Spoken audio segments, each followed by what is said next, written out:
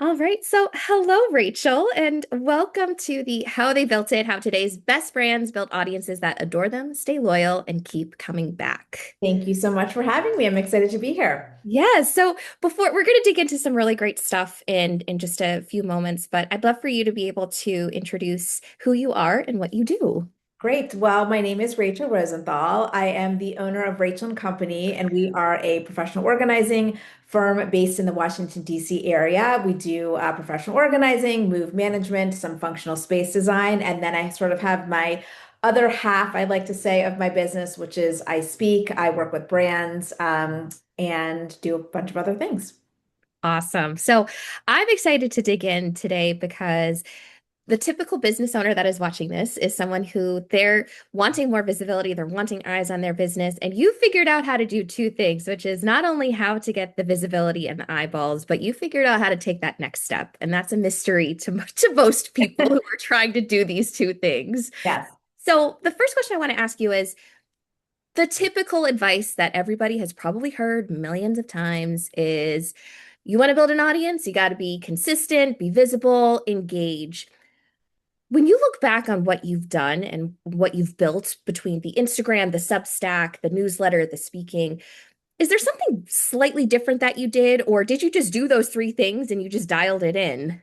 Yeah, I mean, I was myself. I think it's a very crowded field, I would say, within the professional organizing world, which is like many industries. And I think I just decided to be myself and put my blinders on. I think there's a lot of comparison when you get out into a public arena, social media, all of that. And so I just said to myself, you know what? I'm going to do what works for me. I'm going to hopefully have it relate to an audience. And I think I just kept building because I was myself and I wasn't trying to be a different type of organizer or someone else that I saw on social media. And I think that is what has been helpful for me. I think that at least when I have asked for feedback of why you're following me versus someone else or what is resonating with you, it's I'm myself and I'm talking about things that not many other people may be saying or they're saying it in a different way. I think you just said something there that most people, I think, overlook, which is you sought feedback from your audience. I do. Yes, I do Yeah. a lot. I think I want it to make sure it's resonating. Obviously, I want to do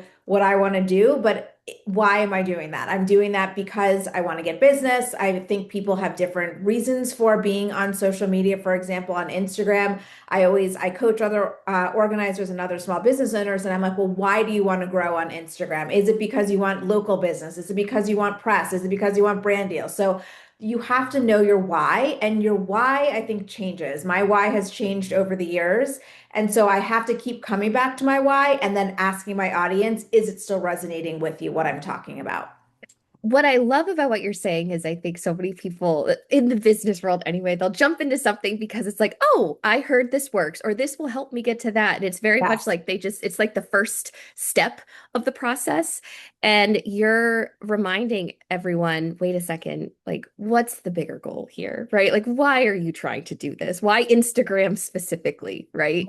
Right. And I would say, for me, when I started, I'm like, are my clients on Instagram? Are they on Facebook? Are they on TikTok? People have said you have to be on TikTok. And I'm like, are my clients really on TikTok? And so then I did some research and like, you know what? They're not, which thank goodness, because Mm. I don't want to be on TikTok in terms of that. But I constantly am getting feedback. I'm constantly trying to not reinvent the wheel, but look to see what is working. And my why, again, keeps shifting. And I think a lot of times people say you should be doing this, you should be doing that. I mean, 100 times people have said you should write a book, you should be on TikTok, but that doesn't resonate for my life or my business at that time.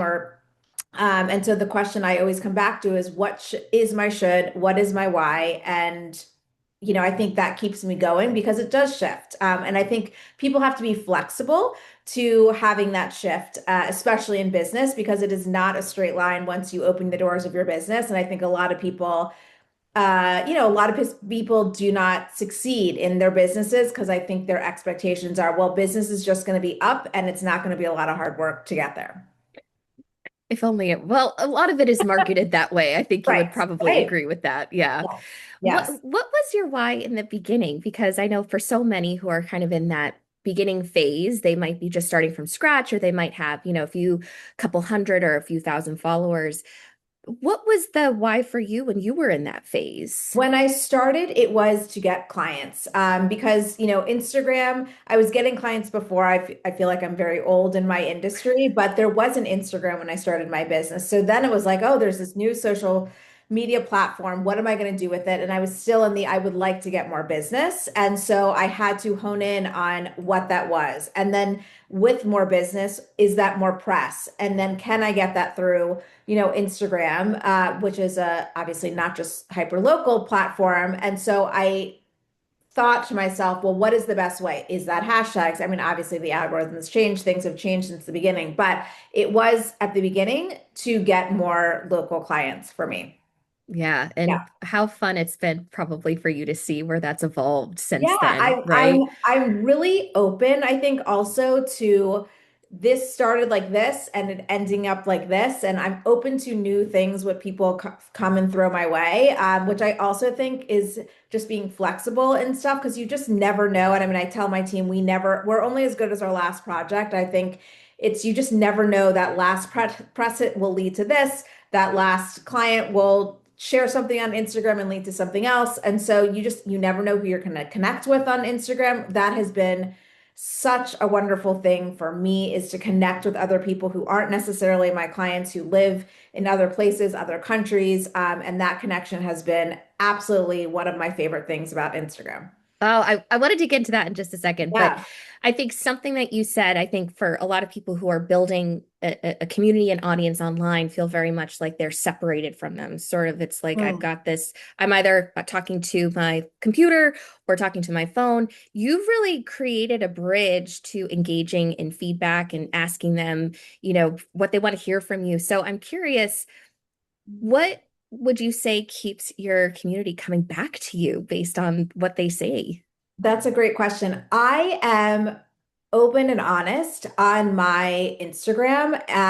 Not fully in terms of they're seeing my entire life, but they see my dogs, they see my weekends, they see I've done a lot of reels. My girls are off to going to college. They just got adopted by my husband. And so I think, I am open and honest and I talk about lows and highs. And again, my dog, things that I think I talk about everyday things and I don't hopefully come across as I'm this expert and I'm living in this totally different world than my clients. And so I feel like I'm relatable in that way. And so that's helpful. And I do have conversations in my DMs about, I mean, I'm crying sometimes in my DMs from other people, responding to something that I posted, or, I posted about one of my daughters being neurodiverse, and I've had a flood of, which obviously had nothing to do with organization, but I did post about it. And so then I had a flood in my DMs of, my daughter's this, my daughter that, my son is this. And so I think I'm just open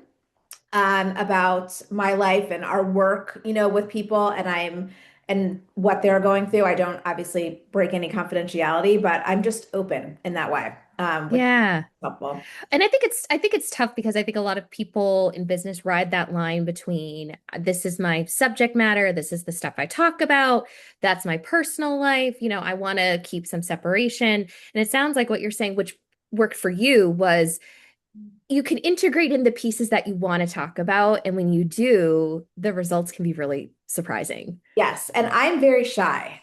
When people meet me, they're like shocked. It But is it is surprising to me to hear that. I am a shy person. I do better with, one-on-one, or so Instagram is not something that I'm like, oh, I'm waking up and I'm so excited to talk to the camera. And you'll see I go through waves on my page of, sometimes you're going to see me a lot. Sometimes I don't have the energy for it. And because of whatever is going on in my life. And I think that's life. It ebbs and flows. And I don't put this pressure on myself to be on there every day, to be posting every day. I think those people who have that schedule, that I would burn out personally if I Yeah. had to keep up with a schedule like that. So again, I walk a line and I share what I want to share, and don't share when I don't. I mean, my weekends are not very exciting, and so you'll see my dog or a tree that I've walked by on a walk or something like that. But it's worked. I guess it's worked. People love that stuff though, because I think again, as you were saying earlier, I think there's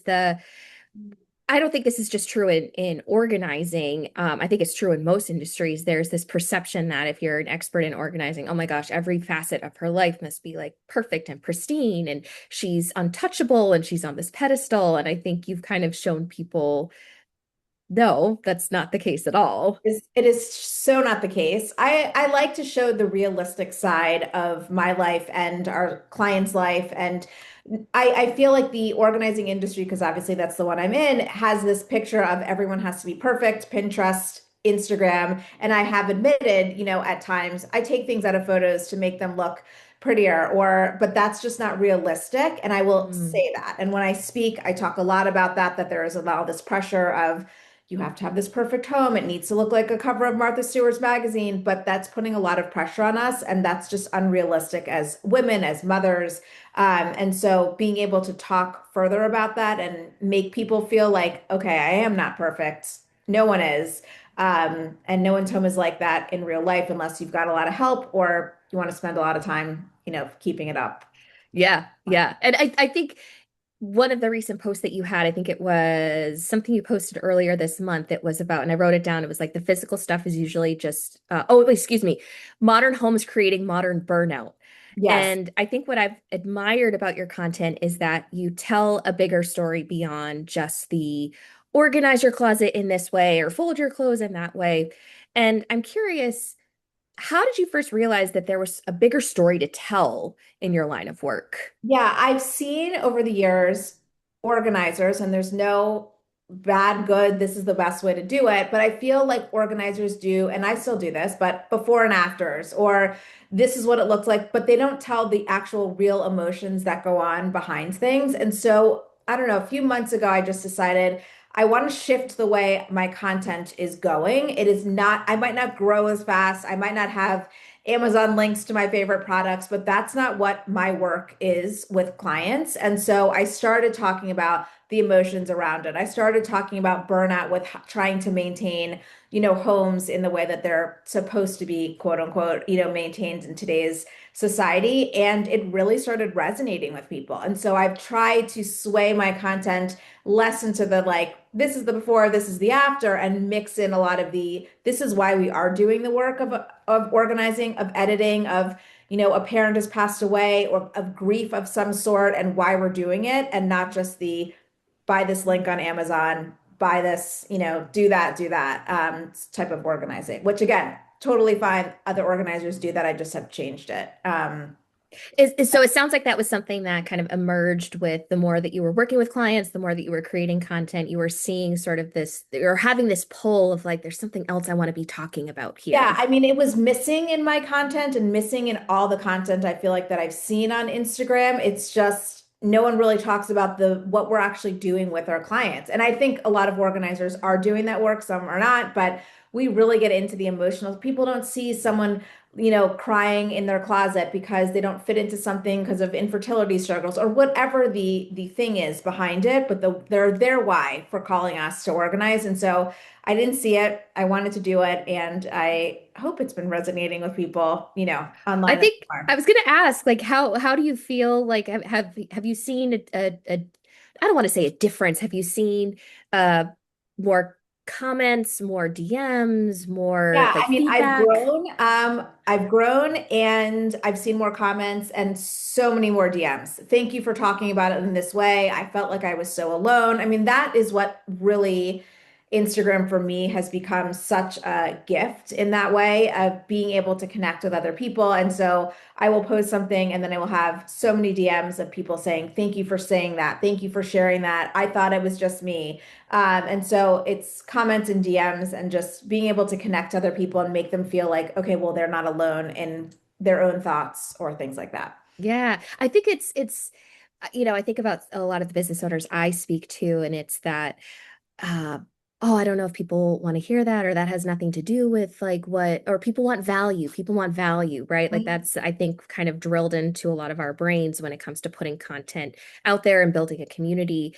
And you've seen like, well, wait a second, there's so much of that already. You've got to find a way to connect with people differently. And I would think of it as value in a different way, right? I mean, now with AI, I hear so many other business owners saying, oh, well, I'm just going to put it into chat. I'm just going to put it into Claude and it's going to spit out a post. But you're the person behind the account. And so, how do you make it your own? How do you provide your own value? And some people do humor, some people give tips, but this was my way of being able to give value because I've been working in my industry for so long and have met so many people and worked on so many projects. And so I just said, you know what, I'm gonna give value in a different way than just like tip ABCD, whatever it is. Yeah. And I think in the case of Instagram specifically, I think some people feel like with specific platforms, like, oh, I need to suddenly start doing dancing or whatever trends are happening. And when I look at your content, I don't see that at I do all. not do that. Yeah. You're like, I'm not dancing. Yeah, no, my 18-year-olds have said, you shouldn't be doing that. But there are a lot of people, and again, it's just not where my clients are. It's not what I want to do. And so that's again with the TikTok, I feel like that's more dancing.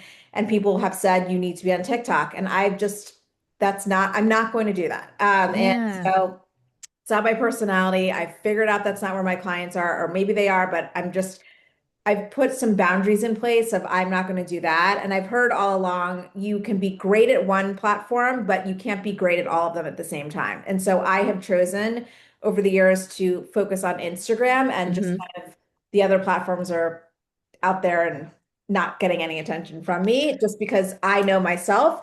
I mean, social media is just one part of what I'm doing on a daily basis. And I don't want it to be a time suck. I want it to actually make sense for me, for my business too.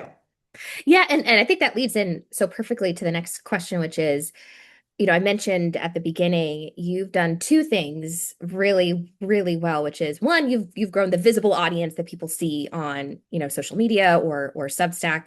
You've then built the bridge to the next piece, which is you're speaking, Yeah. you're doing those things. You're talking about imposter syndrome and being, a woman and a mom in today's day and age. And I think a lot of business owners get stuck in sort of the I'm an organizer, I'm a bookkeeper.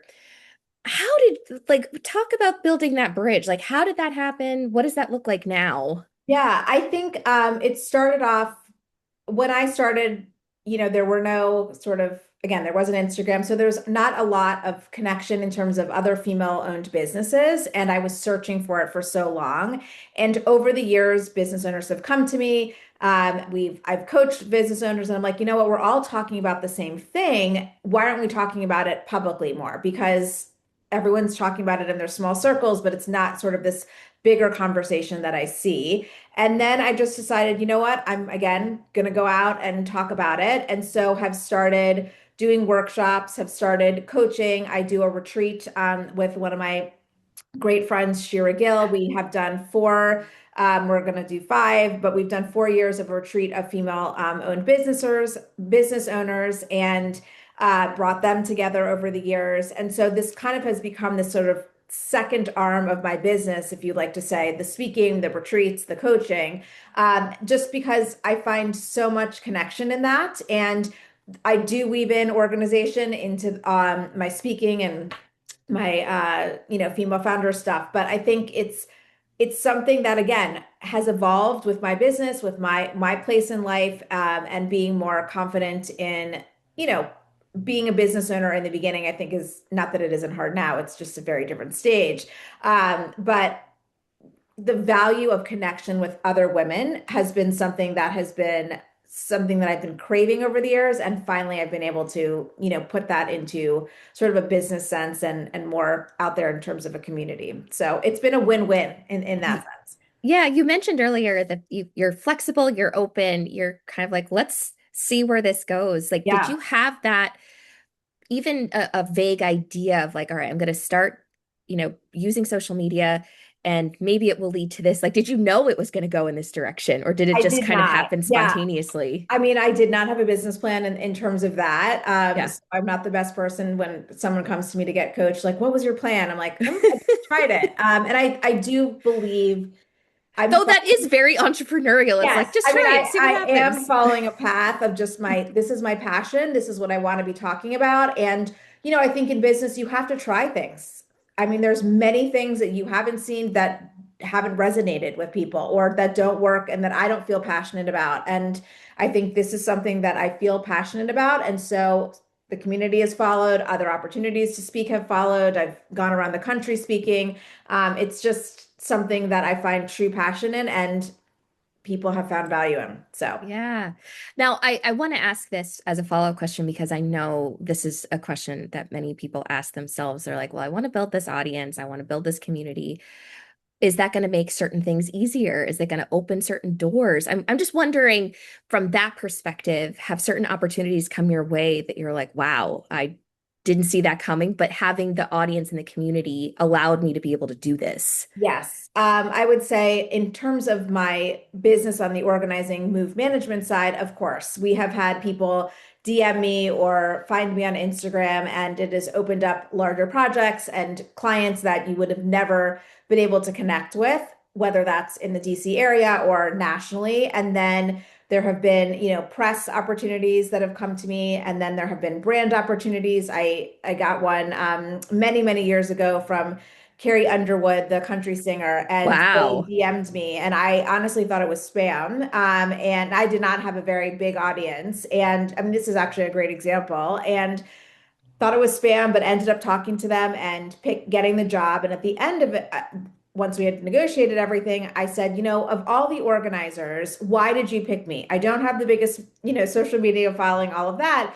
And they said, because we knew it was going to be you when we got you as the speaker, because you are on your page. It is not just, pretty pictures of an organized pantry. And I put myself in the photos. I talk a lot, obviously on Instagram. And so they're like, we picked you because we knew you would be the speaker and not, we're not getting some faceless account or we don't know your personality, but you are in those, in your in account. So that was like a wake up call to me and just making me realize, okay, they're coming to me for me. And so I need to lean into that more of, you know, wow, I'm going to put my children or, I don't I have to check with my children before I put them on Instagram now in terms of them being older, but I'm going to lean into my personality, myself when it makes sense, because people are coming to my account for me, our work, all of that. So